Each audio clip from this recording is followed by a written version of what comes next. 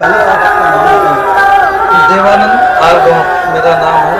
आप कहाँ से बिलोंग करते कहाँ हम रहते लोग तो उत्तर प्रदेश स्टेट के हैं। हमारी कर्मभूमि महाराष्ट्र है। हमारे पिताजी पहले यहाँ रहते थे। हमारी पूरी फैमिली यहाँ रहती है। सभी लोग तो हमारे बच्चे लोग का जन्मभूमि हो गई है। हमारी पहले जन्मभूमि यूपी था, हमारा कर्मभूमि महाराष्ट्र, लेकिन अभी हमारे बच्चों लोग का जन्मभूमि हम इसको मान्य देते हैं उत्तर प्रदेश हैं? में। चुनाव आ रहे हैं तो कांग्रेस पार्टी की सरकार किस तरह से देखते हैं? संभवतः ये नॉर्थ स्टेट में जो करारी हार मिल रही है भाजपा को, तो हमको लगता है देश का मुद्दा भटकाने के लिए और अपने तरफ हिंदू वोटों को आकर्षित करने के लिए योजनाबद्ध तरीके से ये जो हिजाब का मुद्दा है इसको लॉन्च किया गया है। देख सकते हैं जब से भाजपा की सरकार आई है इस तरीके की जो घटनाएं हैं बहुत तेज़ी से बढ़ी है। और जिस नारे को लेकर भाजपा सरकार बनाई, विकास को लेकर, महंगाई को लेकर, भ्रष्टाचार को लेकर, लेकिन ये कहीं बाद में नज़र नहीं आया। आपको विकास पूरे हिंदुस्तान में कहाँ पर दिखा, आप हमको बता दीजिए। जहाँ पर भाजपा की सरकार है वहाँ खाली हमको विकास बता दीजिए कि यहाँ पर इतना विकास हुआ है, इतनी कंपनियाँ बड़े बड़े उद्योगपतियों की लग गई हैं। आप बताइए कि भाजपा के सरकार में अंबानी अडानी जैसे लोगों का अरबों रुपए माफ होता है, उनको सब्सिडी मिलती है। और जहाँ पर भाजपा की सरकार है वहाँ पर लोगों से, ग्रामीणों में 1000 रुपये 800 रुपये महीने का उनसे बिजली बिल वसूला जा रहा है।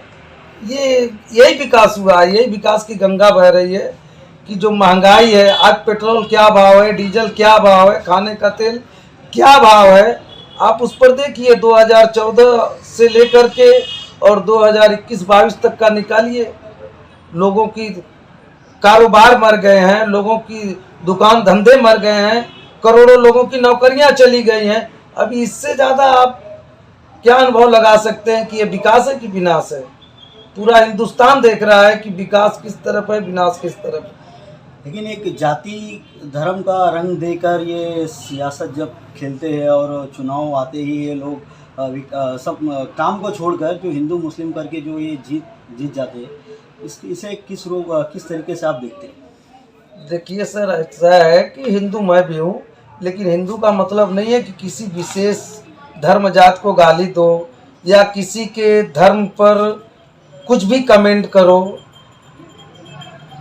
हिंदू धर्म किसी के बारे में ये नहीं बोलता है आप उनको गलत बोलो। मैं भी गीता पुराण को मानता हूँ, लेकिन उस चीज़ को मैं नहीं मानता हूँ कि जो एक लोग दूसरे को कमेंट करके किसी को नीचा दिखा करके अपने आप को अच्छा बनते हैं, उस चीज़ को मैं नहीं मानता हूँ।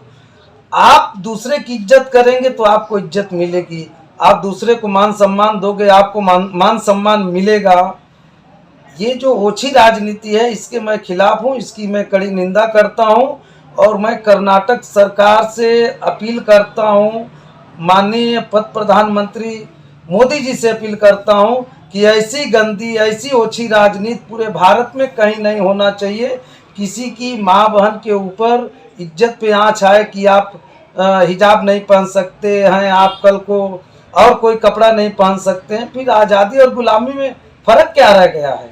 आप बताइए, हम किस चीज़ को आज़ादी को मानेंगे? नमस्कार सर, आपका हमारे चैनल में स्वागत है। जो हिजाब को लेकर जो कर्नाटक में जो हंगामा चल रहा है, मुस्लिम महिला लड़कियां जो हिजाब पहनकर स्कूल कॉलेज जाती है तो उन्हें रोका गया, तो इस संबंध में आप किस तरीके से इस मामले को देखते हैं? आपकी क्या राय है? इस मामले को मैं इस तरीके से देखता हूँ कि भारत देश स्वतंत्र धर्मनिरपेक्ष देश है।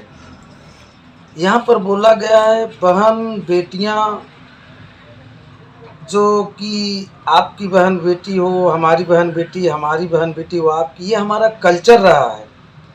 और एक बहन बेटी जो पर्दा कर रही है, अपनी इज्जत आबरू ढक रही है, तो हमारे लिए बहुत शान की बात है, बहुत अच्छी बात है। हम उन लोगों की कड़ी निंदा करते हैं जो मनुवादी विचारधारा के, आरएसएस विचारधारा के, जो इस देश को बांटने का काम कर रहे हैं, हम उनके खिलाफ हैं। आप ये बताइए, ये कौन से कल्चर को लेकर के आना चाहते हैं? उत्तर प्रदेश में योगी आदित्यनाथ जो है भगवा कलर पहनकर पूरे देश का सबसे बड़ा राज्य है, वहाँ का सीएम है, वो सीएम हाउस में बैठ सकता है, आमदार हाउस में बैठ सकता है, और एक बच्चियां जो हैं कि उनको तालीम सीखना है, एजुकेशन सीखना है, उनको अपना भविष्य संवारना है, कोई डॉक्टर बनेगा, कोई कलेक्टर बनेगा, भविष्य में कौन क्या बनेगा, आईएएस पीसीएस बनेगा, आप उनकी शिक्षा से खिलवाड़ कर रहे हैं, ये अच्छी बात नहीं है। मैं तो यही बोलूँगा, ये जो चीज़ है तत्काल इस पर ब्रेक लगाना चाहिए, और जो बच्चियां हैं, जो लड़कियां हैं, जो हमारी बहन बेटियां हैं, उनको आज़ादी होना चाहिए, उनके जीवन पर कोई प्रतिबंध नहीं होना चाहिए।